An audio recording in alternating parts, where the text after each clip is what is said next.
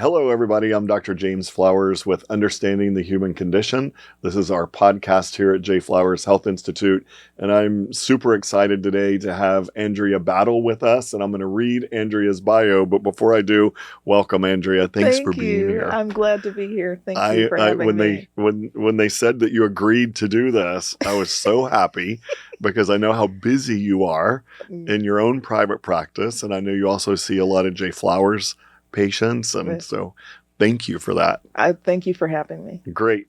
Let me read your bio, and if there's anything I leave off, let us know. But so Andrea Battle is a licensed professional counselor supervisor and a somatic experiencing practitioner based right here in Houston. She has over a decade of experience, and she specializes in helping high-achieving individuals navigate career transitions, burnout, and the effects of trauma. When can I come see you? Her therapeutic approach, which combines somatic experiencing, attachment theory, and humor, is tailored to support clients in embracing their authentic selves and overcoming mental health challenges. Andrea's career began in academia, a lot like mine did, where her work with study abroad students inspired her to pursue counseling. She has since held roles at the Women's Home, which I've learned a little bit today, the Harris Center for Mental Health and IDD, and the Crisis Intervention and Response Team. In her private practice, Andrea is known for her expertise in guiding professionals through the complexities of burnout and stress and helping them move from survival mode to a more fulfilling life. That's pretty amazing. I love that. Seriously, I feel like you're I think I just need to move into your practice for a little while for an intensive. So thank you again for being here. I'm so excited. Thank you for having me. I'm excited too. So tell me, first of all, for our audience, this is such an intriguing topic. Okay. And I get asked this question all the time from other professionals and from patients and from, therapists and what have you. And people always say, what is somatic experiencing and do I fit? So tell our audience about somatic experiencing in itself. I love this question because I had the same question. What exactly is somatic experiencing, or for short, SE? What is SE? Yeah. It is a body-based therapy. It was developed over 30 years ago by Dr. Peter Levine. And what happened was he was curious about how animals in the wild, not domesticated, but in the wild, often face life and death challenges, but are rarely traumatized. Yeah. It's like, so they're facing almost getting eaten every day, but they seem to be okay. Right. They just shake it off. And how do they go through? How do they do that? And so he started to think that, well, maybe trauma is not necessarily in the event. Maybe there's a physiological response. And so with that physiological response, it said, okay, we have these natural survival responses of fight. Are we going to fight the bear? Flee? Can we outrun the bear? Or fawn? Can we play possum and dead? Is that okay to say in Texas? To play possum. Absolutely. And what he posits is that trauma happens when the body is not able to complete the defense mechanism. And that energy which would be like processed through the body, and then people might tremble, people might shake. I don't know if you've ever seen like when the poor polar bear, when they're doing a test and they give them the sedative and then they shake and they come out of it and they go on about their business. When that is thwarted, that reserve energy is stored in the body. Got it. And causes nervous system dysregulation. And that causes distress. Right. And we see the physiological symptoms of trauma. That's amazing. Yeah. That's so cool. I love that response. That's perfect. So you're a licensed professional counselor. Yes. And then you decided to add this to your practice. Yes. Was there, as your specialty, was there any particular event in your own life, or was it what brought you to say, I'm going to be a SE therapist? Yes. Or practitioner. It was by accident, but it was a wonderful accident. Yeah. I was doing my practicum at the Women's Home. It's an 18-month residential treatment program for women experiencing homelessness. Most of the women are in recovery. In my graduate program, it was heavily CBT. I love CBT. I orient to my world as CBT. Sure. And that was the toolbox that I was coming into that environment with. And I found that it was helpful, but there were some limitations, but I didn't know quite what it was. So a colleague of mine said, hey, I'm doing this studying, the somatic experiencing. You should read this book, Waking the Tiger, and see what you think. And I'm like, oh, I get it. Wow. When people are traumatized and they're activated and they're not able to self-regulate, they're not able to access those cognitive strategies that we teach people. It's like, I don't know if you've ever been in an argument. Of course, you're very nice. You've never argued with anybody. But you've been in an argument and it's a heated argument, and then you leave the room and then you say, I should have said this, and this. Well, when we are in our survival energies, our prefrontal cortex is not working. Right. We're not using our thinking brain. We're using our surviving That's right. brain. Yep. That fight or flight. Fight or flight or freeze in some instances. Yep. And so she introduced it to me. When I first saw it, I saw it was a 3-year commitment. I was not prepared. I was already in graduate school at the time. Earlier I said it's like getting another master's degree. Yes. Yeah. But it turned out that in 2016, the first generation was offered here in Houston, an in-person training, and then that's how I started. That's so cool. And it complements everything I do. I look at SE as a lens. Absolutely. And so give us also, what is Andrea Battle's definition or thought of what is trauma? Okay. Yeah. Trauma is, I like the idea of thinking of it as not as the event. So, for example, you could be bit by a dog, not that I'm wishing that on you, or I can be bit by a dog, but how we respond are two different things. Yes. And part of that, and according with SE, is what sort of resources, what was available to us, what sort of defense responses were we able to complete that allowed us to process that trauma and discharge it through the body. And so, for example, in your case, you bit by a dog, you had a resource, people loving you, supporting you, bad dog, you know, something like that, and you're able to move on. Someone else could have said, what happened to you? Why did you get bit by that dog? It's your fault, and not have an opportunity to defend themselves. Yes. And so my experience then is different. So it's not in the event, it's in the body. Right. So if I give the body an opportunity to do what it always wanted to do that it didn't get to do back then, then I can resolve my trauma. That's amazing. I love that. Thank you. And then as you were saying that and talking about what your idea of trauma is, I was visualizing something else that I see in real life happen. And so I hope I'm not throwing you a curveball here. And if I am, let just me catch it. Yeah. And if I am, either catch it or lob it back to me.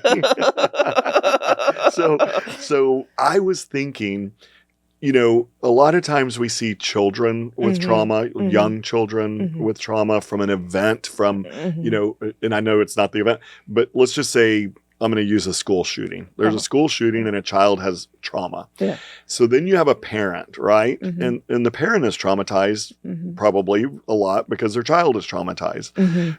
But what I've seen in real life sometimes is children are also extremely resilient. And so the children are kind of moving along, but the parent is reacting to the event and has trauma and is, I don't want to use this word, babying or coddling or what have you, but the parent's reaction on the child sometimes can tend to extend the trauma instead of help the trauma. Have you ever seen that phenomena? I can't say that I particularly, but I have some ideas. Yeah. I'm catching the curveball. Yeah, there you go. Okay. Yeah. One of the things that a difference between parents and kiddos is time and age. Yes. And the cumulative stress.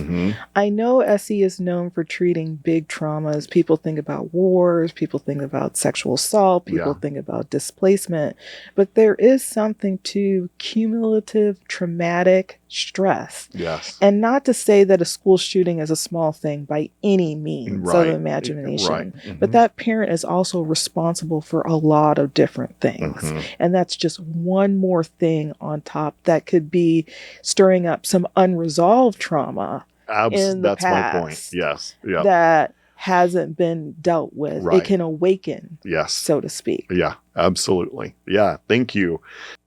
What role, talk about, if you will, what role does the body play in the healing process of trauma according to SE principles? Okay. So the body is the main star. Yeah, exactly. And since they're saying that the trauma is literally stored in the body, we believe that the body gives us hints of where it's stored at. Yeah. Where are the tension patterns? I don't know if you've ever seen a client or like that person just looks like they're walking like they're bracing for impact. Yes, all the time. All the time. Yeah. Like, when is the other shoe going to drop? Yes. So we go to the body and we ask the client to be curious about the body and say, do you notice where you're tense? Do you notice where you're loose? Do you know where you're expanded? Do you notice where you're constricted?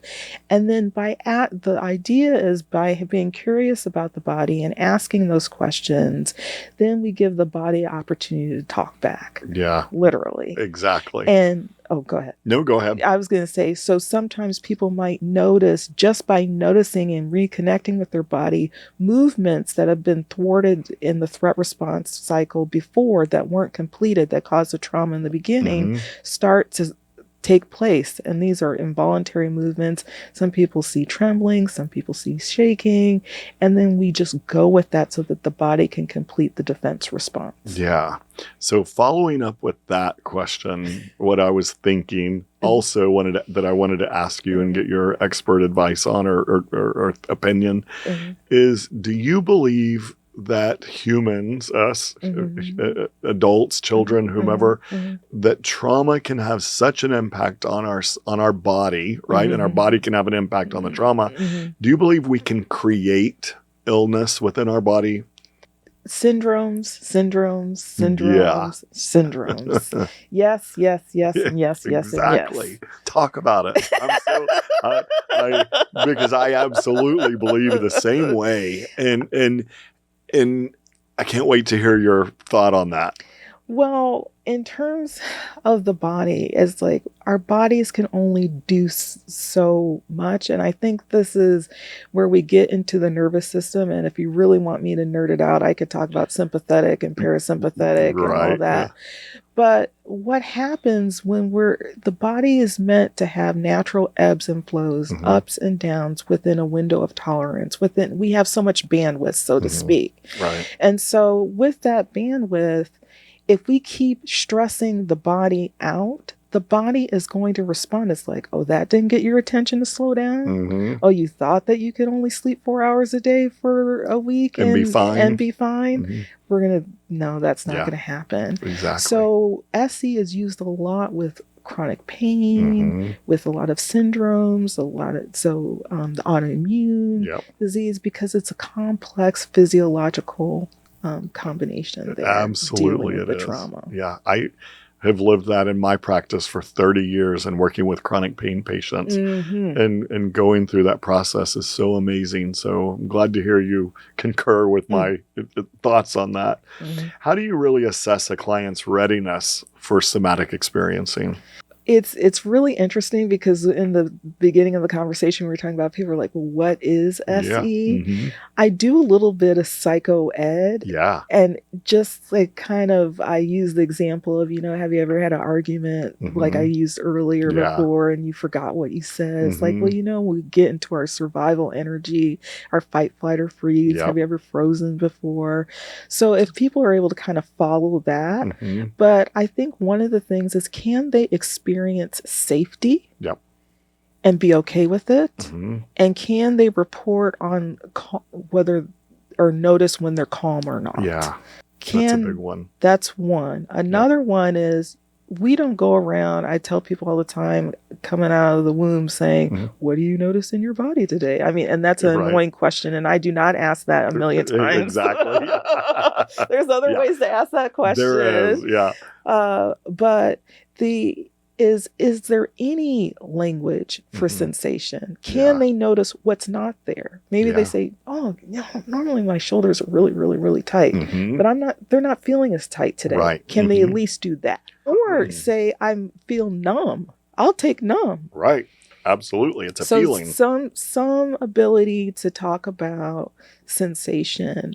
And I think the other thing is having a window of tolerance for sensation, period. Right. And I'm not talking necessarily negative sensation or something that feels icky or Mhm. weird, but even some positive sensations. Yeah. And so if they have that, and they don't have to be experts in it, Sure. because I have in my office when I'm working with clients, I have all sorts of handouts and different things that Yeah. people can reference, and they build the language of the felt sense. Absolutely. Yeah. Do you think there's some misconceptions about what Oh. SE is? Oh, someone said, "Oh, that's that woo woo." Yeah. You get a bowl. Yeah. You're going to meditate together. That's what I get. Yeah. I think one that it's not based in like any sort of science, Yeah. Uh-huh. and it is. Yep. I think the other part of it is that one misconception, and I think we already talked about that already, is that it's only for big T traumas. Yes.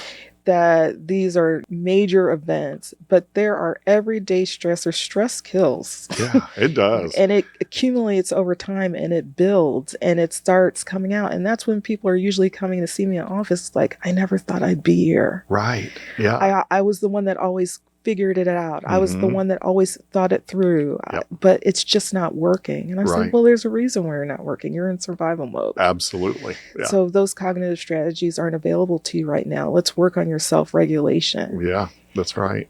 Yeah. I'm trying to think of another one that it is always uses touch work. Hmm. That's a big one. I personally don't use Mhm. touch. I encourage people to do self-touch for Mhm. self-regulation. Right. So maybe their hand over their heart and hand on their stomach, Yeah. hand on their forehead, hand behind their neck. Mhm. Maybe putting their hands resting on their thighs, Mhm. or in some cases I have done supportive touch with the permission of the client to put my hand on their back Yeah. or be in a closer proximity to them. Yeah. But it does not have to involve touch work for it to be effective. I just heard all my master's degree professors going, do not touch. Right? Do not touch. Yeah. And then we do SE work. Yeah, exactly. Yeah.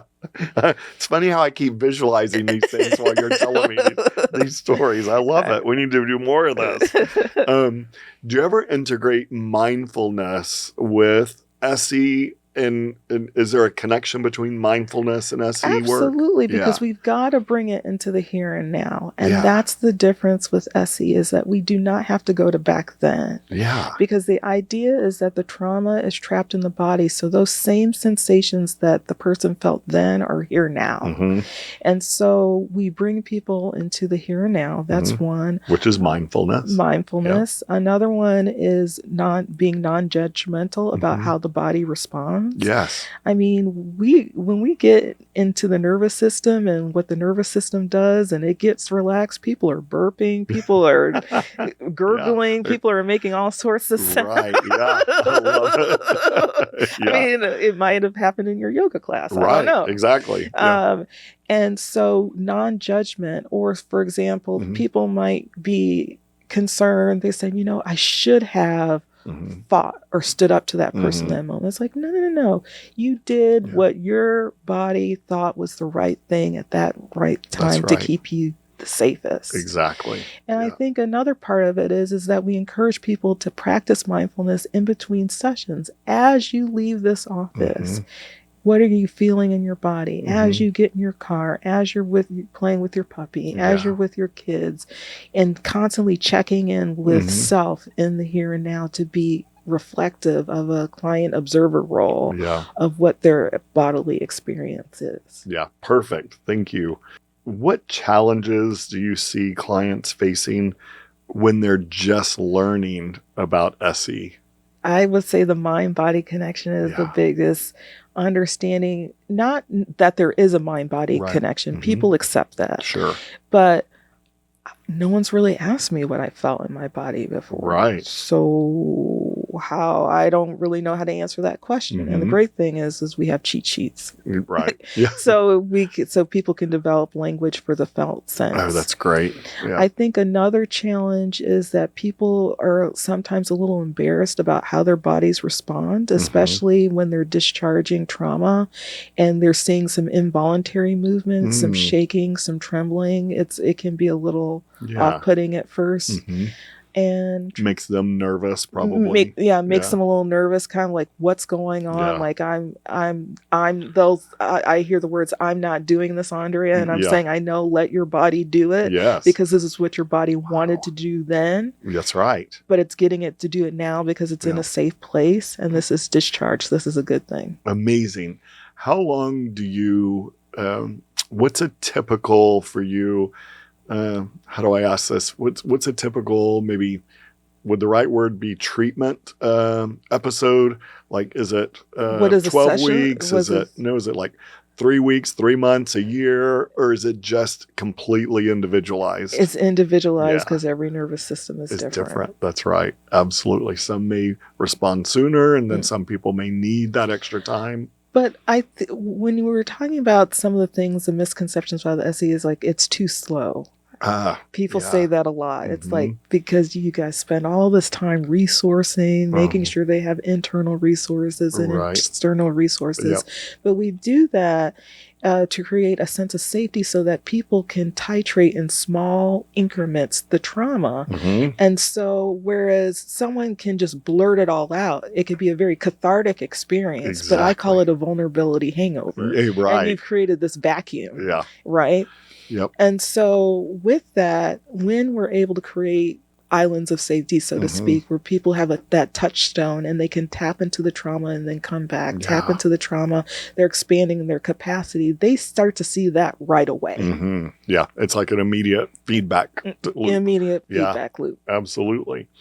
What ways can SE, somatic experiencing, complement other, because I know you are a CBT therapist, I'm a CBT therapist. What ways do you see it complementing CBT or other modalities? So, for example, with CBT, again, getting back to my experience at the women's home, it's like we're doing these strategies and they get it in the moment. So why does that go out the window? Yes. When they're faced with a stressor. And so part of using SE is helping people self-regulate, help their internal and external resources, access them, know when they're in their window of tolerance, knowing when they're approaching outside of their window of tolerance so that they can calm themselves again so that they can still have access to the thinking brain. Right. And like for EMDR, for example, in the treatment and history planning stage of the 8 stages, knowing what the person's resources are can help with self-regulation. Yeah, absolutely. Or in psychodynamic, some experiences are pre-verbal, so SE can work with implicit memories and things that happened before the person actually had language to express about what's going on. Yeah, that's great. And then the question that you mentioned a second ago, what is a typical session like in SE? So I'll tell you the bookends, and then I'll tell you what happens in the middle. Exactly. And the order of which no one knows, because every nervous system is different. Yeah. But one of the things is that I often invite people to come and orient to their environment. I literally want them to see that there are no bears in the office. Wow. Yeah. And so they'll sit down and they're ready to go. It's like, okay, are you here? Are you in the chair? Or are you hovering above the chair? And they're like, oh, wait, I'm hovering. I'm like, okay, is there any way where your eyes naturally want to go? So helping people in the beginning, usually they're not used to that. They're usually used to start talking right away. And maybe I help support them through doing some sort of grounding through their 5 senses or something that's visually appealing. I like to have a lot of little different objects in my office that people can visually orient to, or listen to sound, or what do you taste in your mouth? Oh, it was Whataburger on the way over here, whatever it might be. Yeah. And then that would be me. Number Yeah. 5. that Number would 5, be me. exactly. Yeah. Number 1 with cheese for me. And so, and then the other bookend in closing the session, we want to end in resource. Yeah. So we begin in resource orientation, grounding, and Mhm. end in grounding. Love it. In between, there's a multitude of things that can be happening. Yeah. One can be resourcing. People might not know what their resources are, so we're Right. building the resources. It's like, can you tell me a time where you felt calm and connected? Mhm. Can you tell me a time where you felt most at peace? Yep. And then report to me, and I don't say report to me somatically, but I'll say that here, Right. but tell me in your body sense, what do you notice in your body as you're saying that? What are your thoughts? What are your feelings? What are your emotions? Really Yep. having an embodied sense of that experience. Yeah. They're like, oh, I feel good. I'm like, now think of something mildly annoying. Yeah. Like you left your Starbucks at the Starbucks. Right. and Yeah. you drove Right. off. Yeah. And they're like, oh, I'm frustrated, I'm angry. I'm like, okay, but let's go back to when you were feeling better and when you were Yeah. feeling grounded. And so that would be an actual pendulation. Got it. So we're working with the distressing, we're starting with this place of safety, comfort, and connection, and then working with the distressing material, and then going back to safety and connection. That's We're right. also working with trauma in small pieces Yeah. because we don't want to overwhelm the nervous system. Yeah. Absolutely. So one more time, tell us in the audience for our non-professionals Okay. and also for our professionals, in other words, Okay. therapists, psychologists, psychiatrists, whoever's listening, Okay. to us today, who's appropriate for SE? Who's appropriate for a referral to you? I would say everyone. Exactly, yeah. Right? Who doesn't have it, right? Right, Yeah. right. That's right. And then also I wanted to ask you, what advice, a lot of mental health professionals know a little bit about SE, Uh-huh. and a lot of people, probably like you were in the very beginning, Right. before your training was, you learned a little about it and you're like, oh, I think I'm interested. Uh-huh. So would you recommend they read the book you read? How does a mental health professional get into SE, There into are their so practice? many ways of intersection. Yeah. You can start by reading the book Waking the Tiger. Yeah. It talks about how Dr. Levine came into SE and his very first client and how he started to build the theory, but it has practical applications in there as well. Yeah. And so you can kind of do SE with yourself, have your own somatic experience. Yeah. The other is the Somatic Experiencing International. It's an international organization. That's the governing body that takes care of all of the training for the becoming a somatic experiencing practitioner, which is a 3-year program. Yeah. Even though there's their 3-year program, there are tons of seminars and Q&A times where people can just say, hey, I want to know a little bit more about it. I even think there's a tab on the website that says SE 101. Yeah, right. Yeah. There's videos on there. Also on YouTube, there's videos about SE.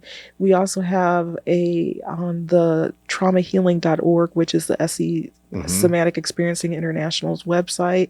They have a list of practitioners in the area. I would encourage people to get a session. Yeah.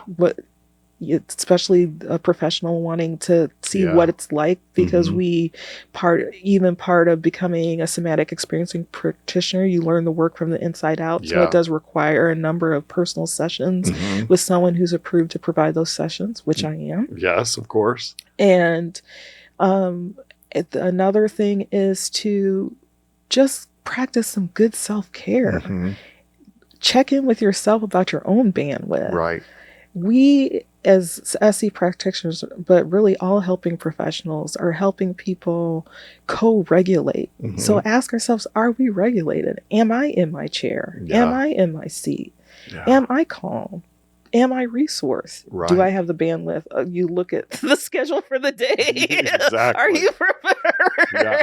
Can I do this? Yeah. Yeah. Can I do this? And then you can also do consultation too. Yeah. Absolutely. That's amazing. So how does one reach Andrea Battle when they're interested in whether they're a layperson needing help or whether they're a therapist that wants to visit with you? Okay. Yeah. You can just go to my website at livemorecounseling.com. Yeah. I'm also on Psychology Today, Andrea Battle, and in LinkedIn. That's great. So livemorecounseling.com. Mm-hmm. That's amazing. I really appreciate you taking a lot of time out of your morning and your day to come here and do this with me. So thank you. No, well, you're busier, I'm sure, than I am. So I appreciate you inviting me to be here.